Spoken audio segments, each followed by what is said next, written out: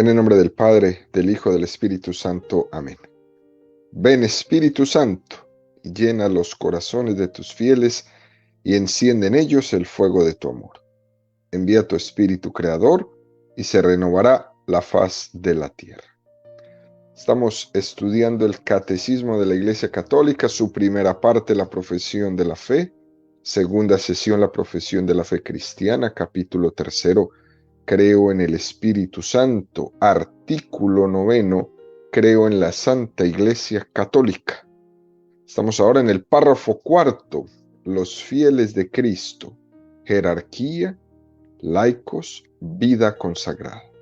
En el primer apartado, el Catecismo dedicará 23 números, del 874 al 896, al tema que tiene como título la constitución jerárquica de la Iglesia. El día de hoy vamos a profundizar en el número 874 al 876 con el tema razón de los ministerios eclesiales. Número 874 del Catecismo de la Iglesia Católica dice: el mismo Cristo es la fuente del ministerio de la Iglesia. Él lo ha instituido, le ha dado autoridad y misión, orientación y finalidad. Cristo el Señor, para dirigir al pueblo de Dios y hacerle progresar siempre, instituyó en su iglesia diversos ministerios que están ordenados al bien de todo el cuerpo. En efecto, los ministros que posean la sagrada potestad están al servicio de sus hermanos, para que todos los que son miembros del pueblo de Dios lleguen a la salvación. Fijémonos pues qué número tan hermoso que nos presenta el Catecismo en esta mañana, queridos amigos. Tiene una afirmación central. Cristo es la fuente del ministerio. Y a continuación, el Catecismo especifica que Cristo instituyó los ministerios dentro de la Iglesia. Esto viene a disipar un poco ciertas deformaciones que a veces se han podido tener. Por ejemplo, como que Cristo predicó vagamente el reino de Dios como si hubiera predicado unos valores en sentido difuso y sin concretar caminos específicos, ¿no? Eso se escucha mucho. Jesús solamente vino, hizo el bien, nos dio un ejemplo, pero no dejó nada instituido. Jesús hizo todo lo contrario. Jesús estableció caminos para llegar a esos valores que enseñó. No solo habló de una vida hermosa, no solo habló de una vida eterna. Cristo habló de camino. Es más, Él dijo que es el camino. E instituyó la iglesia y los ministerios eclesiales como camino para esa vida. Hoy hay una tendencia muy grande de una espiritualidad un poco difusa, quizás etérea, donde Cristo es la vida, es la luz, pero nos olvidamos también que es camino y es verdad. Es decir, Él es el camino concreto por el que hay que pasar. Él es la puerta estrecha por la que hay que entrar. Y esto no se puede quitar. Esto tampoco se puede olvidar. Y menos se puede poner de manera difusa pretendiendo orientar a los cristianos, a los católicos, a otro tipo de espiritualidades que no sea esta. Nos resulta más cómodo hablar de Cristo como vida o luz, pero si no se concreta en un camino, entonces eso que se presenta tan hermoso, como que Cristo es vida, como que Cristo es luz, queda muy difuso. Dice este número 874 del Catecismo que los instituyó dándoles autoridad y misión, orientación y finalidad. Esto nos da una idea hasta qué punto la Iglesia no se hace a sí misma. Esto es muy importante, queridos amigos. ¿Por qué? Cuando se habla de la Iglesia en los medios de comunicación, en ambientes donde se desconoce el ser interno de la Iglesia, se habla en unos términos como si la Iglesia pudiera hacerse a sí misma, como si se hubiera dado a sí misma su forma, como si la Iglesia se hubiera dado a sí misma su estructura íntima. Y no es así. Hay que recalcar nuevamente que Cristo es la fuente del ministerio. Y con esta afirmación nos introduce en el número 875 que dice: ¿cómo creerán en aquel a quien no han oído? ¿Cómo oirán sin que se les predique? ¿Y cómo predicarán si no son enviados? Nadie, ningún individuo, ni ninguna comunidad puede anunciarse a sí mismo el Evangelio. La fe viene de la predicación. Este número 875 del Catecismo es realmente importante. Es una respuesta muy clara, muy evangélica a todo el mundo protestante, especialmente a las sectas. Fijémonos cómo, entendida la predicación, no solo como palabras, sino también entendida como aquello que vemos, la fe entra por el oído y por el ojo. Nadie se puede dar a sí mismo el mandato ni la misión de anunciar el Evangelio. Nadie. Fíjense, queridos amigos, hay una figura en la Iglesia que pasa bastante desapercibida, que no se visibiliza con mucha claridad. Y me refiero a que tradicionalmente en la Santa Sede, en el Vaticano, existe una figura de una persona que es el predicador de la casa pontificia. Es un sacerdote, un religioso que el Papa elige como predicador de la casa pontificia y su misión es predicar al Papa. Esa figura es importantísima, ¿no? Como dice este número 875. Nadie puede anunciarse a sí mismo el Evangelio, ni siquiera el Papa. Por eso esta figura es tan importante. Y uno a veces se pregunta, pero ¿y cómo? ¿Quién le va a predicar al Papa? Bueno, pues ahí está él. Ahí está esa persona. Se llama el predicador de la casa pontificia. Con frecuencia se escucha sobre el sacramento de la confesión, por ejemplo, para el Papa o para los obispos o los sacerdotes. A veces las personas se preguntan, bueno, ¿y el Padre con quién se confiesa? Porque claro, si yo me confieso con el Padre, ¿con quién se confiesa el Padre? ¿Se confiesa directamente con Dios? No. La respuesta es no. El Padre también se confiesa con otro Padre, igual que nosotros. Y es importante que sepamos que el Papa, que nuestros obispos, que nuestros sacerdotes también se confiesan, pero con otro sacerdote. Ellos mismos tampoco tienen la capacidad de perdonarse a sí mismos sus pecados. Es más, si algún día un sacerdote cometiera un pecado con otra persona, no tendría el derecho de él mismo perdonarle a la persona con la que cometió el pecado. El sacerdote no se predica a sí mismo el Evangelio.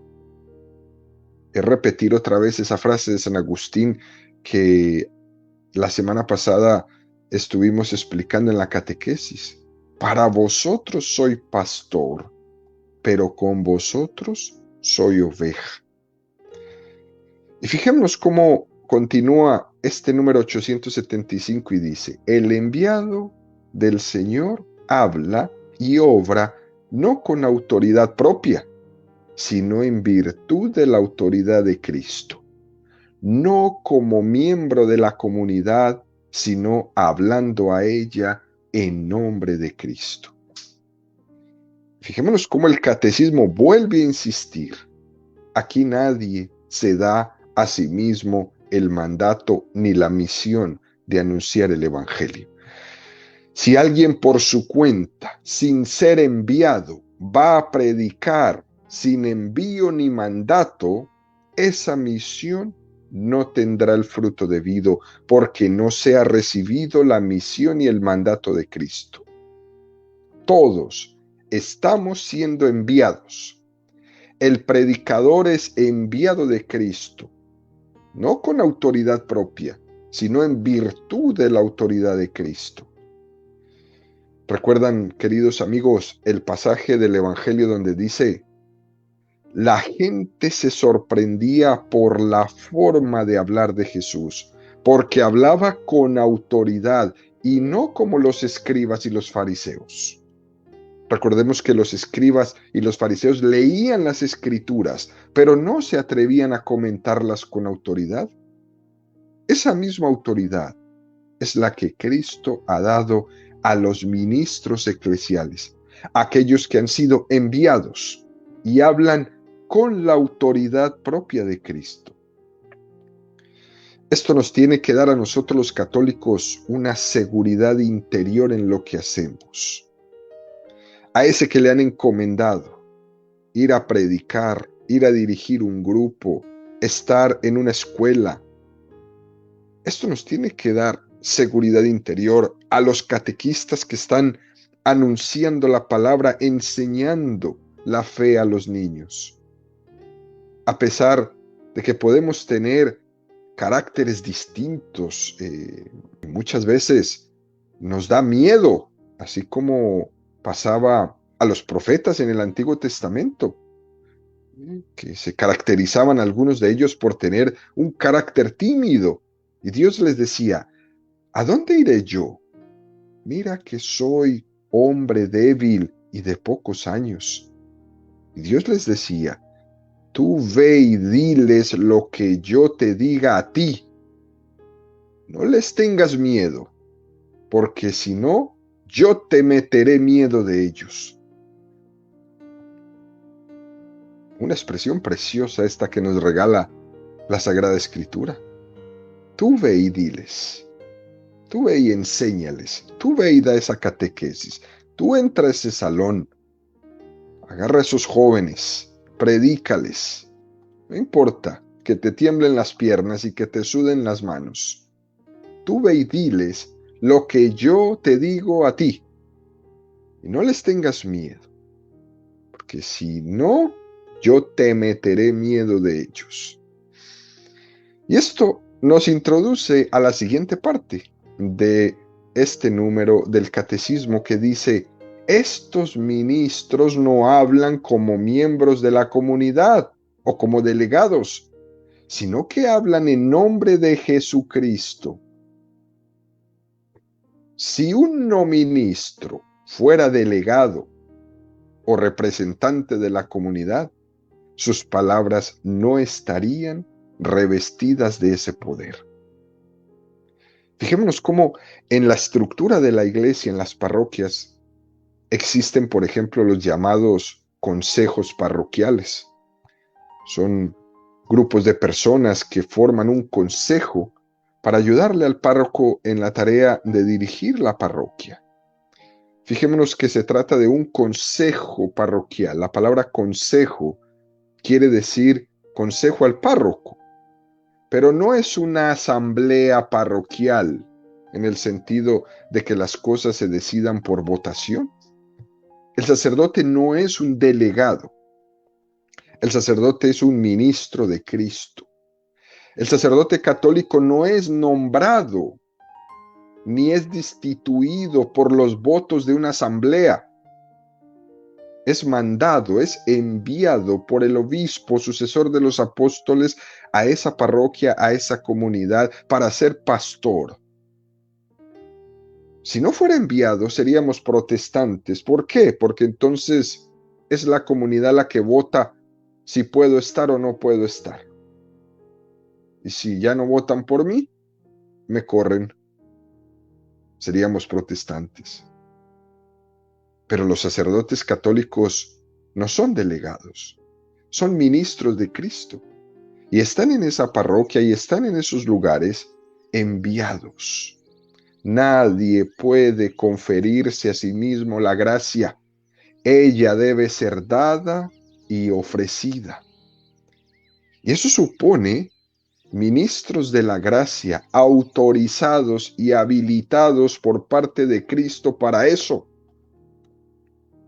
De él, los obispos y los presbíteros reciben la misión y la facultad de poder ser sacerdotes, ministros autorizados con poder sagrado para actuar en la persona de Cristo cabeza. ¿Qué cosa más bonita es esta? En la persona de Cristo cabeza. Así como los diáconos sirven al pueblo de Dios en la diaconía, en la liturgia, en la palabra, en la caridad, en comunión con el obispo y con su sacerdote. Enviados. Este ministerio, en el cual los enviados de Cristo hacen y dan por don de Dios lo que ellos por sí mismos no pueden hacer ni dar. La tradición de la Iglesia le llama a esto sacramento. El ministerio de la Iglesia se confiere por medio de un sacramento específico. Y el catecismo insiste una y otra vez en esto. La gracia nadie se la da a sí mismo. Así como dice la Sagrada Escritura, abre la boca que te la llenaré. Es decir, la gracia te es dada. Somos mendigos de la gracia de Dios. Esto, por ejemplo, queridos amigos, se visualiza litúrgicamente en muchos detalles. Fíjense uno de ellos, quizás el más importante, ¿no? Cuando nosotros vamos a comulgar en la misa, el sacerdote nos da la comunión. La comunión no es autoservicio, no subo yo al altar y tomo la comunión como hacen algunos ritos de iglesias protestantes. No, la comunión se me es dada. Y se hace así, para que se visualice que la gracia es dada, es ofrecida de manos de la iglesia. Por eso es que este número 875 especifica esto. Cristo ha habilitado a unos hombres con un poder sagrado para actuar en persona de Cristo cabeza. Aunque en realidad todos los cristianos por el bautismo actúan en nombre de Cristo. Los ministros sagrados, los obispos, los sacerdotes, actúan en nombre de Cristo cabeza. Esa es la gran diferencia. Dice este número del catecismo, a esto se le llama sacramento. El sacramento es un camino habilitado por Dios, a través del cual se nos da la gracia. Cristo mismo capacita y habilita a unas personas con un poder sagrado para hacer llegar la gracia a todos. Y esto tan hermoso dentro de la fe católica, queridos amigos, tiene unas aplicaciones prácticas tremendas.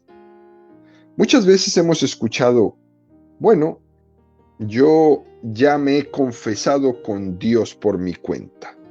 Eso se escucha mucho porque es bien protestante, ¿no? parece que tú eres el camino para llegar al Padre. Cuando una persona dice esto, parece como que no hacía falta que Cristo mismo instituyera un camino y diera una facultad del perdón de los pecados. Cuando uno dice, yo me confieso solito con Dios, pues prácticamente lo que Cristo vino a hacer no tiene ninguna necesidad de ser, ninguna razón de ser. Aparte de que caemos en tremendas contradicciones con ese tipo de mentalidad tan protestante que se va metiendo en la fe católica, porque quien dice, yo ya me confieso con Dios, también puede decir, ¿y por qué no te bautizas tú mismo con Dios? ¿Por qué suples unos sacramentos por tu cuenta y otros no? Los sacramentos no son como cuando vamos al supermercado y elegimos qué compro y qué no compro. Son todos revestidos de gracia. Los sacramentos son el camino que el Padre ha abierto para llegar a nosotros. Y cuando no lo vemos así, queridos amigos, entonces los católicos empezamos a entrar en un montón de contradicciones que nos ha metido el mundo protestante. Como cuando los protestantes dicen, pues nosotros nos bautizamos a la edad de Jesús, a los 30 años. Esa es la mentira más grande que le meten a todo el mundo, porque yo he visto protestantes bautizándose a los 12, a los 14, a los 20, a los 50, a los 60. ¿Cómo que a los 30? Si están siguiendo el ejemplo de Jesús de los famosos 30 años, pues entonces bautícense todo a los 30. Pero si vas a bautizar a uno a los 30 para meterles un cuento de confusión a los católicos y terminas en tu culto bautizando a toda persona que llegue y lo pida, entonces estás mintiendo. Tenemos que entender las cosas de la raíz. La forma en que Dios ha querido llegar a nosotros ha sido la forma sacramental. En esta forma sacramental, Dios elige una mediación humana para que sea un camino objetivo y seguro para que su gracia llegue a nosotros. El protestantismo que ha hecho quitar toda mediación, y esto no puede ser. ¿Quién soy yo para decirle a Dios cómo tiene que hacer las cosas? ¿Quién era Lutero para decirle a Dios cómo podía hacer las cosas? ¿Quién soy yo para decirle a Dios, el bautismo sí que me gusta, sí que me parece muy lindo, muy simpático, muy agradable, pero la confesión no tanto? Por tanto, sí me bautizo, pero eso de confesarme yo lo hago solito por mi cuenta. ¿Quién soy yo para decirle a Dios cuál es el camino de la gracia y de la salvación? Lo propio de la gracia es recibirla humildemente y con plena gratitud. Los que somos mendigos de la gracia siempre estaremos eternamente agradecidos. Imaginémonos uno ir por la calle y se encuentra un mendigo que levanta su mano para que le demos una moneda, ¿no? Y la persona saca un billete de $100, pero está muy arrugado.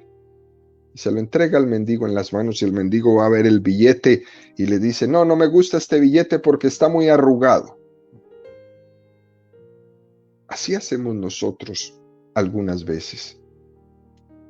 Resulta que recibimos por puro don, regalo, gracia, todos los medios de salvación y empezamos a cuestionarlos porque están muy arrugados, porque no me gusta y no me cae muy bien el sacerdote de turno en mi parroquia. Parece como si nosotros nos constituyéramos en camino, en vez de recibir a Cristo como el camino. Continúa el catecismo en el número 876 y dice, el carácter de servicio del ministerio eclesial está intrínsecamente ligado a la naturaleza sacramental. En efecto, enteramente dependiente de Cristo que da misión y autoridad, los ministros son verdaderamente siervos de Cristo, a imagen de Cristo, que libremente ha tomado por nosotros la forma de siervo. Como la palabra y la gracia de la cual son ministros no son de ellos, sino de Cristo, que se les ha confiado para los otros. Ellos se harán libremente esclavos de todos. Fijémonos cómo la palabra jerarquía es una palabra griega que significa servicio. La jerarquía es servicio. Y la máxima autoridad en la jerarquía de la Iglesia Católica es el Papa, y por eso al Papa se le dice máximo servidor de todos, tal y como los últimos papas nos lo han demostrado. Fíjese lo que acaba de hacer el Papa Francisco en Canadá, santo Dios, eso no se lo he visto hacer a nadie, a ningún líder, a ningún musulmán, yo no se lo he visto hacer a ningún judío. Ir hasta allá a pedir perdón de algo que sucedió hace tantos años y que ni siquiera él estaba cuando eso sucedió. Ese acto de humildad es un acto de servicio. Claro, no faltaron los ciento y tantos de críticos que prácticamente acribillaron al Papa por decir perdón. Ese acto de humildad, el perdón, es una expresión de santidad de la Iglesia que es preciosa. A los soberbios no les gusta pedir el perdón. A los soberbios les gusta tener una iglesia que aplaste, que todo el mundo se arrodille enfrente de ella, pero eso no es el ejemplo de Jesús.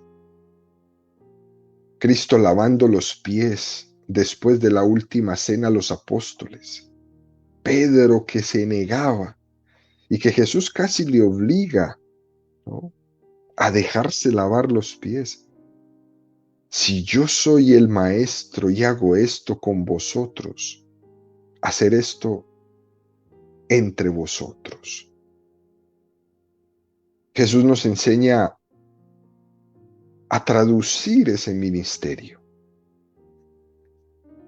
Porque cuando hablamos que Cristo ha habilitado y ha dado su poder sacramental a unos hombres, hay que reconocer que si estas palabras no se llevan a cabo según el Espíritu y según la escuela de Jesucristo, podrían dar pie a la constitución de una especie de casta católica, ¿no?, que vivieran a costa de todo el mundo, sirviéndose de todas las personas, sirviéndose para su propio beneficio. Y eso no es así.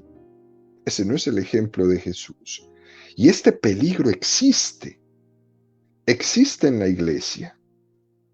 Y de esa manera, dejándonos llevar de ese peligro, estaríamos pervirtiendo esa autoridad dada por Cristo. Romanos 1:1. Pablo, siervo de Cristo Jesús, apóstol por vocación, escogido para el Evangelio de Dios. Fijémonos cómo San Pablo lo primero que dice, siervo de Cristo. El ministro es siervo, es esclavo por vocación, es esclavo libremente. Y esto se lo tenemos que dejar saber a nuestros ministros, a los obispos, a los sacerdotes, a los diáconos. Tú eres siervo de Cristo. Tú no eres Cristo. Tú eres ministro como siervo, esclavo por vocación, esclavo libremente. De la misma manera que Jesús, siendo hijo de Dios, no alardeó de su condición, sino que adquirió voluntariamente esa condición de esclavo, también el ministro, sacerdote, obispo, diácono, al aceptar esa elección de Cristo, se despoja de ciertas autonomías y seguridades que podría tener en el mundo al hacerse esclavo de todos. Por tanto, con esta expresión, queridos amigos, decimos, hay mucho que purificar de parte de la jerarquía de la iglesia. Pero no es tirando piedras como se purifica, es instando a un precioso camino de conversión todos juntos, a un testimonio del pueblo de Dios que lleve a sus líderes, a sus sacerdotes también, a considerar que su vida tiene que ser una vida de santidad como la de Jesús. Y ese testimonio lo da la comunidad también. Por tanto, jerarquía es servicio. Primera de Corintios 9:19. Efectivamente, siendo libre de todos, me he hecho esclavo de todos para ganar a los más que pueda. Es una condición concreta de cómo vivir este ideal de Jesucristo. El sacerdote, el ministro, para poder ser servidor de todos, tiene que ejercitarse en ser libre, libre de estar demasiado cómodo en su sitio, de estar demasiado poseído por una persona, por una familia o quien quiera, o por un feligrés. Recuerden, queridos amigos, ese pasaje del Evangelio, cuando los apóstoles buscan a Jesús, que él estaba rezando en el monte y le dicen, Maestro, todo el mundo te busca. Y Jesús responde, vámonos de aquí. Jesús no permite ser poseído por nadie en concreto. Él está al servicio de todos y cuando alguien tiene la intención de poseerlo, él se escapa. Cuando lo querían hacer rey, se escapa. Luego continúa esta cita diciendo, me he hecho esclavo de todos para ganar a los más que pueda. Es una preciosa imagen para ver de qué manera el sacerdote, el ministro de Cristo, lleva a cabo este servicio, hacerse todo para todos. ¿Qué quiere decir? Que un sacerdote sabe y debe adaptarse al ambiente que está evangelizando sin caer en él. Si toca en ambientes cultos, pues tiene que ser más culto. Si toca entre la gente más sencilla, pues tiene que hacerse mucho más sencillo, con los pobres, con los niños, con los jóvenes, con los profesores, con los eruditos, con los religiosos, con los ateos, con todo el mundo. Adaptarse al ambiente para hacer lo que decía San Pablo. Me he hecho esclavo de todos para ganar a los más que pueda. Este es el gran don que tenemos. Y lo tenemos que pedir, queridos amigos, todos los días, por nuestros sacerdotes, por el Papa, por nuestros obispos, en nuestra oración constante. Recuerden que Jesús entre los doctores del templo, siendo niño, le habla a su nivel. Sin embargo, con la gente sencilla, les habla de la vid, de los sarmientos. Jesús nos enseña cómo hay que hacerse todo a todos. Y esa es una condición sacerdotal. Me recuerdo que cuando era jovencito tenía un profesor que se llamaba Alian Contact. Y este profesor tenía una frase que siempre la decía, era un profesor suizo. Y él decía, quien verdaderamente sabio es capaz de decir cosas muy elevadas con palabras muy sencillas. Esto lo decía, era un profesor de lógica, muy inteligente el hombre.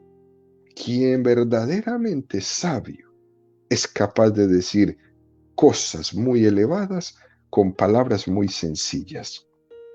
La sabiduría de Dios puede ser traducida en formas muy sencillas. Y esto es lo que nos invita el catecismo en esta catequesis. Terminamos diciendo, efectivamente, siendo libre de todos, me he hecho esclavo de todos para ganar a los más que puedan.